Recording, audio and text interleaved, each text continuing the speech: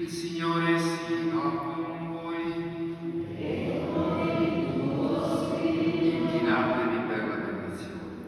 Dio misericordioso, che per mezzo del suo Figlio nato dalla Beata Vergine Maria redento il mondo, vi colmi della sua benedizione. Amen.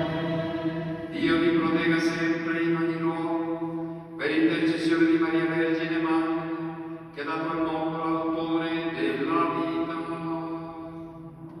Amen. A tutti voi che celebrate con fede la festa dell'annunciazione del Signore, conceda il Signore la salute del corpo e la consolazione dello Spirito.